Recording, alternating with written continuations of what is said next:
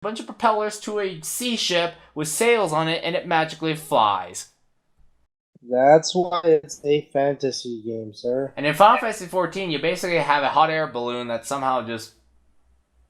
You put a couple, paddles on it and it flies.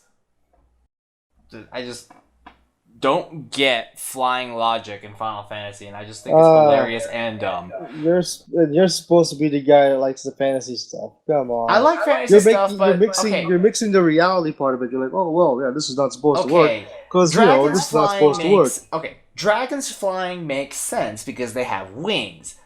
Sea ships that fly just because of 3 or 4 propellers attached to them, I don't understand. They're like, it doesn't even make any remote logical sense. Dragons fly. That makes sense. Magic. Okay, it's magic. Propellers. Kind of don't get it.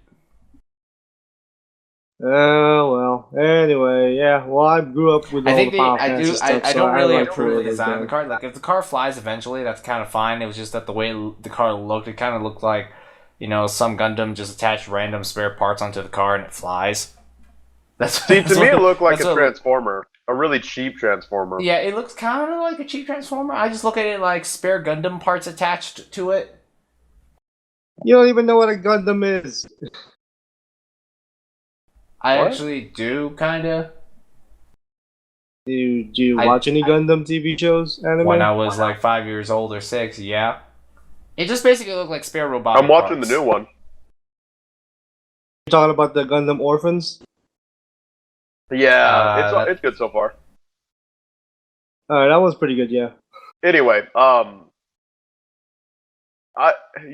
gonna have to agree to disagree, I think. That's what it looked like. I know Final Fantasy has a long history of stupid stuff, it's just that the car could have looked better at least. I'm not against the idea of a flying car, I just think the design of it just looks kind of terrible from what screenshots I've seen.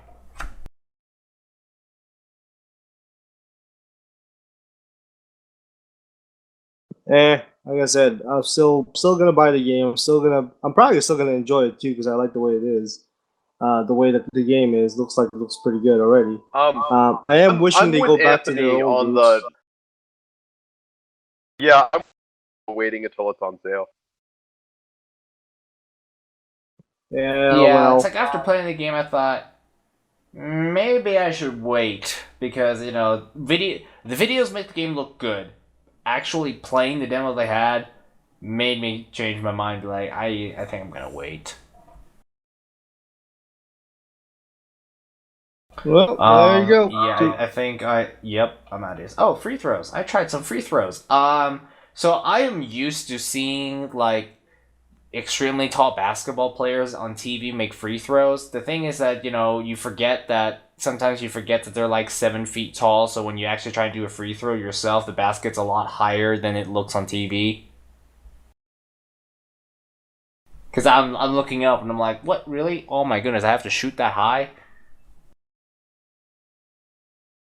Anyways, that's it.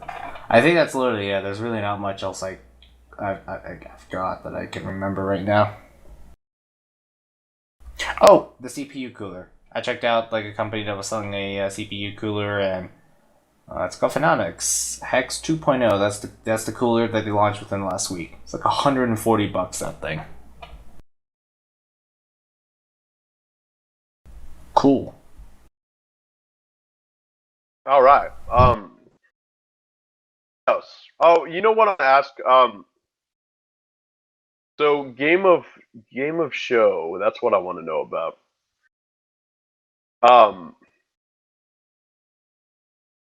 Yeah, I mean, feel free to start answering. It's fine. What? Mike? What is your game of show? All right. Well, Anthony, you know what I'm talking about, right? Yeah, it's like basically All what right. would you say is the best game out of all E3 this year? For me, it's I don't know. I really wanted to play Zelda, but I couldn't, so I can't. So I don't feel like I can give a game a show if I haven't played it. So that's a bit of an issue. But you were going towards that.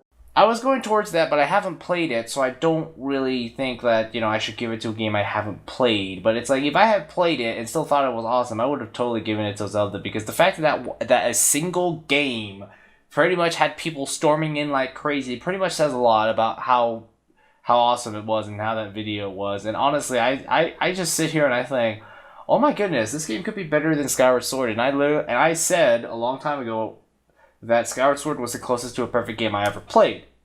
And I look at the new Breath of the Wind, Legend of Zelda Breath of the Wind, and I thought Breath of the Wild. Maybe this will be the new next to closest perfect game I ever played, because I actually like open world games. And so you basically took one of my favorite gameplay concepts of all time, which is The Legend of Zelda, and then you put open world to it, and somehow that just sounds like a dream come true. So, I'll probably give it to Zelda. Out of games that I've played, For Honor. I'm gonna go with the. Let's see here. What else did I play? Oh, the. Actually, yeah, it's gonna be Ubisoft again. It's the Ghost Recon. Actually, I did not talk much about Ghost Recon. The Ghost Recon Wildlands. So we played it, and we had it was a team of 4, and so it was me, Nick Bremenn, and one of the developers walking us through it.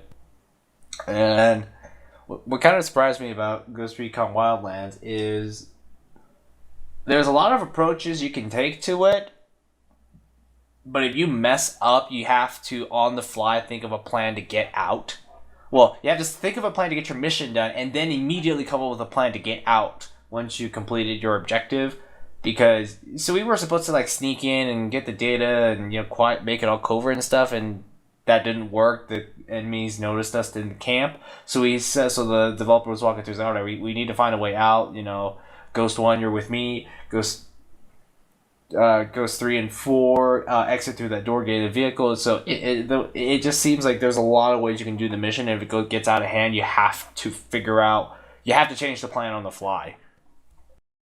Which kind of goes, kind of makes me remember a lot about, Rainbow Six Siege, in that same sense of you need to work with other people and communicate and call stuff out.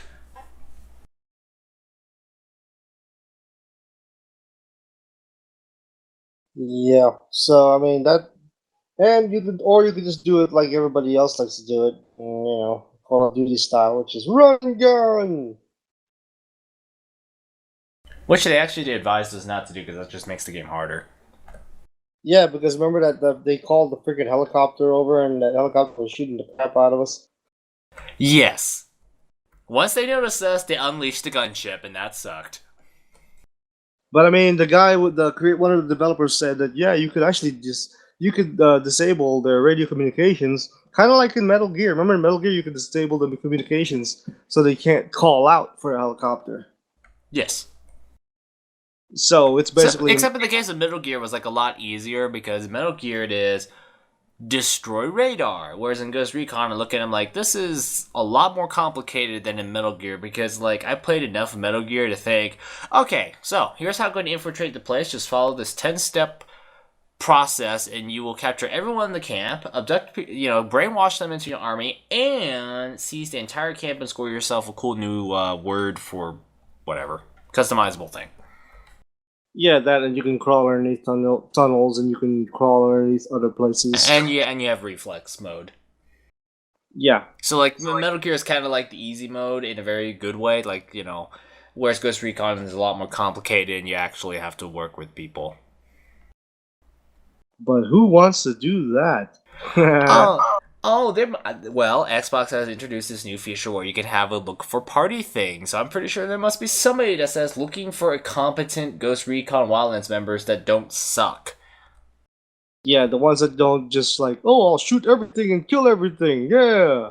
Yeah, I've seen a lot of Party Finder. Like, Party Finder is a thing that they have in MMOs, and a lot of them tend to be like, you must make it to a certain point. No newbies. You have to have passed this before. Stuff like that. But yeah, that's Ghost Recon Wildlands. There really wasn't much, like I said, games. I mean, some of them were just like you had to watch them.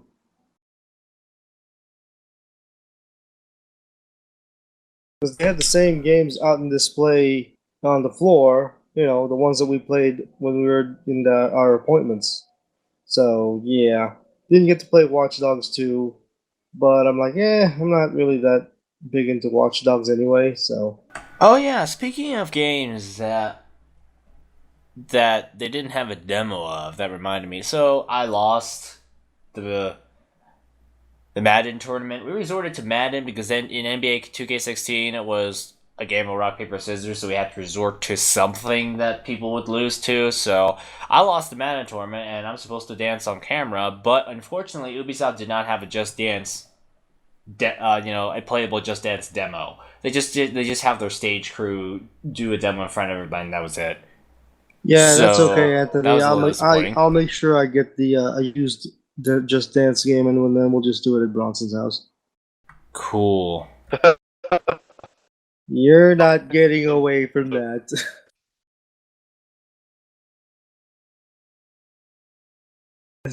It's like Kobe Bryant, like sex with Kobe Bryant. You can kick and scream all you want, but it's gonna happen.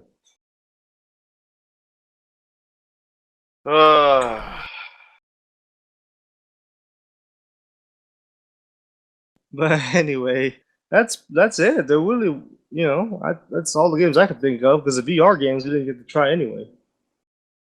Yep. But that's E3. But that's what Bremenn and I saw at E3, and we've talked about, we talked about our experience through Recap on Wheels and that kind of stuff. But John, I want to know what you thought from the home experience.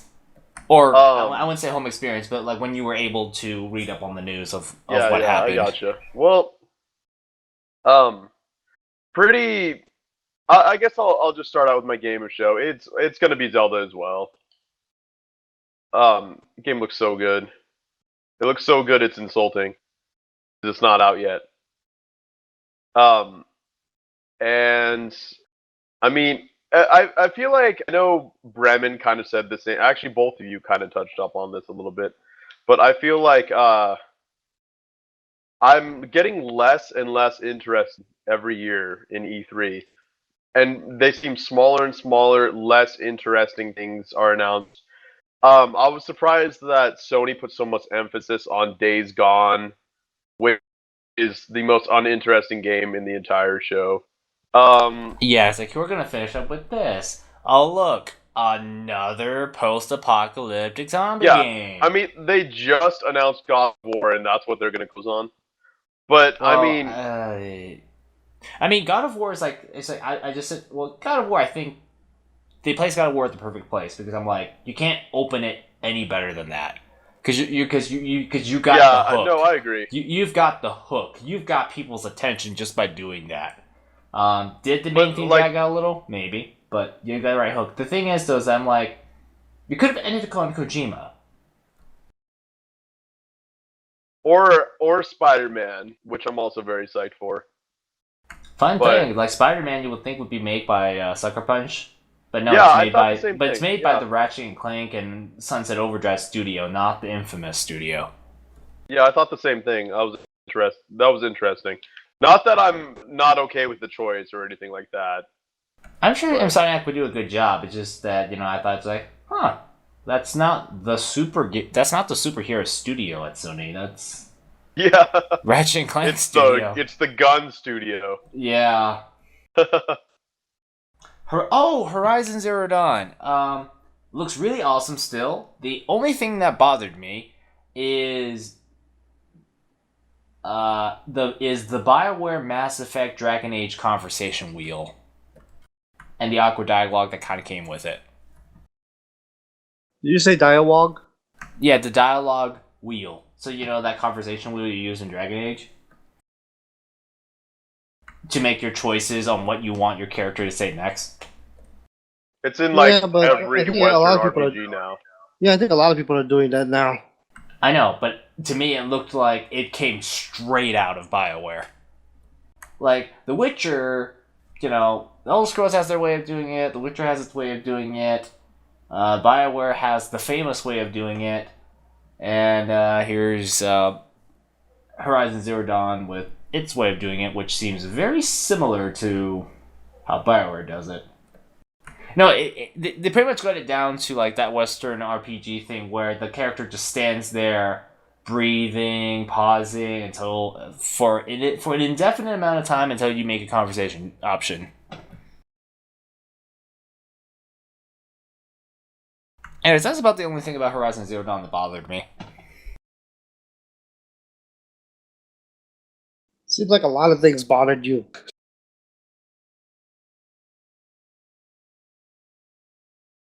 Anyways, that's all E3.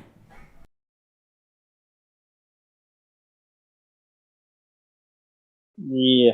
Well, needless to say, we made our free throws. Anthony. Yes, thanks, Bremenn. I beat you in NBA 2K16, by the way. Yeah. Rub it in. I was playing the Mavericks. Recorded on video, also, if I may say. I played the Mavericks, not a high-level team, but yes, okay. It's okay. I beat him too. Oh, did you see that one video though? The one that he actually had a nice, like the freaking shot was just ridiculous. That one's still an edit. I want to see how Anthony would fare against the CP3 and Blake Griffin combo. Well, that's yeah. Great. Well, by the way, NBA 2K16 is the free PlayStation Plus game of the month, and now that I have it, I pretty much can keep playing it as long as my PlayStation Plus subscription goes up. So yeah, Bremen can actually play against. Bremen and I can actually play against each other more often now. So he can teach me a few things, and that would be pretty cool. Like some stuff that I struggle with is I have issues trying to get the ball inside the paint because I keep having issues of having the ball stolen, so that annoys me. So I take a lot of jump shots. Yeah. I think that's the worst problem. Well, that's all we have for E3 though. Just because there really wasn't a lot. Man, it wasn't like the first year we got there where they had the giant freaking Titan statue out there. They had all these other displays out there. And then this year they just basically like dedicated like half their booth to Mafia 3. Yeah, Mafia 3. It was all about Mafia 3 over that one place, yeah. By the way, speaking of... I forgot this. So, apparently, did you know they had people, like... They had this group of people sing festive songs right by the Microsoft booth. I think it's for Sea of Thieves, so they're kind of like singing parody-sounding music. But the funny thing is they were such, like, pushed to the obscure corner that I don't think people realized they were even there. I mean, if you were close enough to the entrance of the Microsoft booth, like the front door of it or something like that, you would hear it and notice it. But I was like, oh, I didn't know those were there. But they were, like, way to the side. Yeah, well, Sea of Thieves already has a release date, right? Because I actually want to play that one too. Isn't it this year? I don't know. They announced it last year. I think there was already a release date for it, but anyway, yeah, that was another one they had playable, but I couldn't play it because but then again, when you do play it, it's like, well, I'm teamed up with other people that who knows what they're gonna do. Yeah. Yeah, those kind of team games are always better with just like a lot of your friends that you know instead of just like random people. But yeah, that's much E3 in a nutshell, I guess. Cool. What we got for comments? News. Well, yeah, that's right. This technically is the news. Never mind. Don't like all the news now, it's probably covered about 5 or 7 times because Bronson and Ray are going to talk about it on the Gamecast. Bremen and I probably talked about it like three times already, in various places throughout the week. And the news is E3, and sadly, it isn't as amazing as it could be, but it's sad. Apparently, what I was told is that E3 has the LA Convention Center until 2020. So I'm sitting here thinking, so what is E3 going to look like in 2020? Just one hall? That'd be a little sad. We'll have to wait and see. Maybe next year, might surprise us. We'll be like, oh my god, it's big again. Maybe Nintendo can have more floor space for less. Like, have more space for cheap, because it's like, at this point, it's just like, I noticed that the Nintendo booth is always crowded, whereas, Microsoft and Sony, yeah, they're busy. Nintendo's just straight up crowded with long lines. It was just for this. It was just for funny the Zelda because game. Nintendo only shows off like one or two things. Well, they 2 years ago they showed like 5 things. It's just that their demos are kind of long, and Nintendo has some of the most passionate fans out there. So. Well,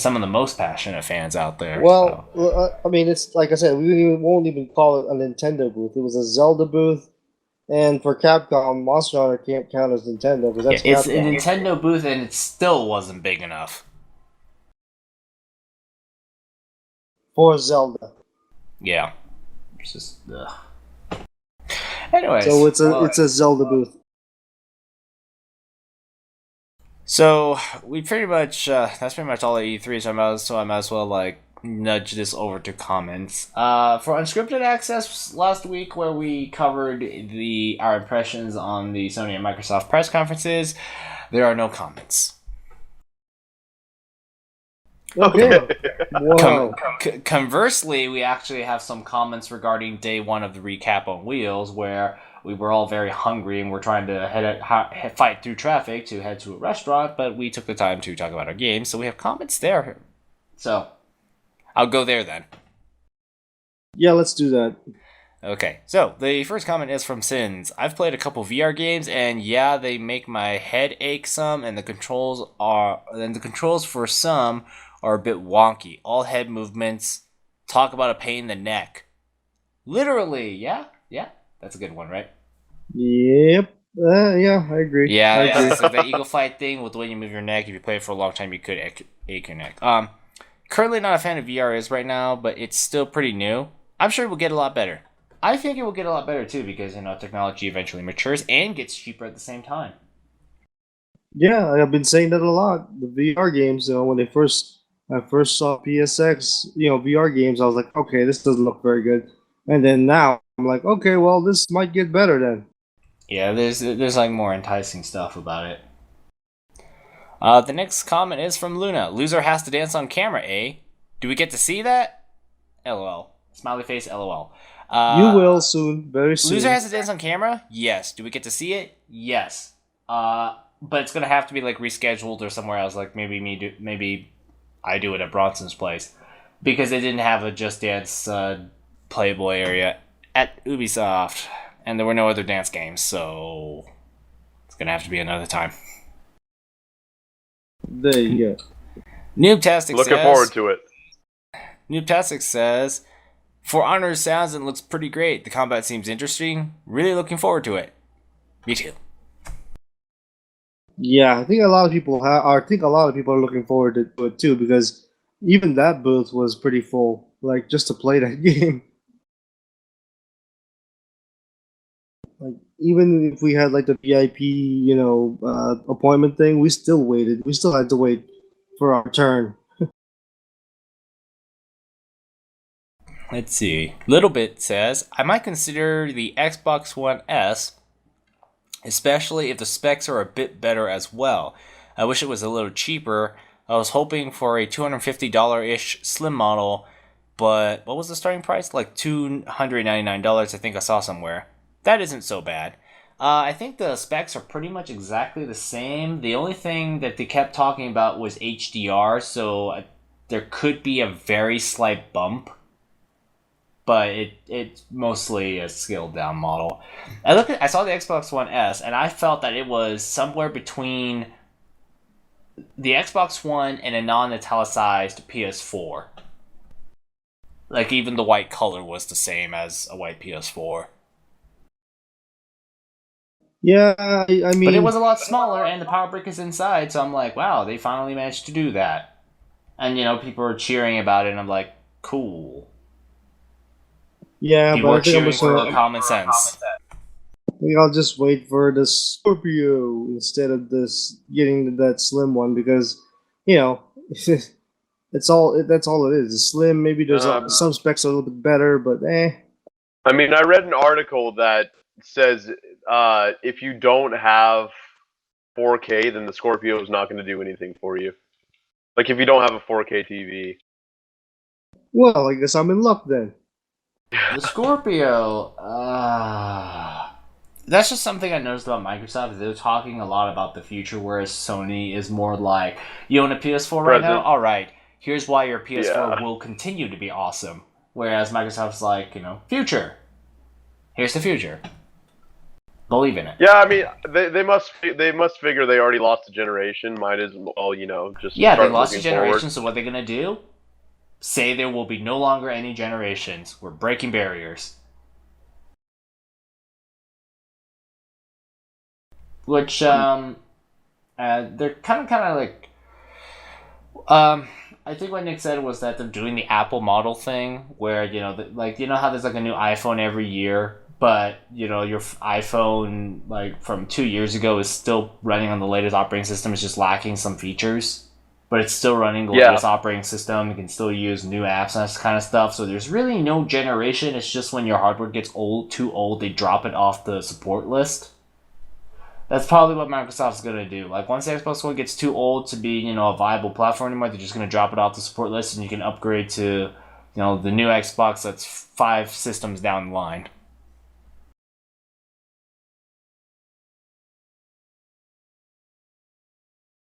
Well, alright then. Yep. $299. I believe it. $299 is alright, considering the original price of the Xbox One was like, what, $500 with Kinect? And it was fatter, slower, and more expensive than a PS4. Okay. Next comment's from Bremenn. I wonder who. PSVR is looking good to me so far, as long as I don't have to use my head to move all the time. Yeah, as long as I don't have to move my head all the time. So I'm trying to say that. I think that might become a thing, though. It's just that it's not like you're using your head as a control, but you're just using your head to look around instead. Because a lot of games is just like look left, look right. So instead of like using an analog stick to look left or look right, you now just turn your head as if you were looking left and right. I don't know how well that's gonna work, but that's an interesting thing. Well, yeah. And that's all of our comments from Recap on Wheels Day 1. We have no comments on Day 2, strangely. Yeah, it's pretty odd, but oh well. Cool. Guess it's time to talk to us, people. We're all back together. It is time to talk. Especially if you want to see Anthony dance, it's time to start commenting. Yeah, nobody wants to dance without being cheered on. So everybody cheer Anthony on. Yeah, like seriously, come on, motivate me. Thank you. I agree, Anthony. All right, let's hit him with the spiel. I just hope I don't dance to something like Britney Spears' "Toxic." That's what I'm hoping. I don't dance to something like that. Well, now I'm gonna text Munson. Oh god.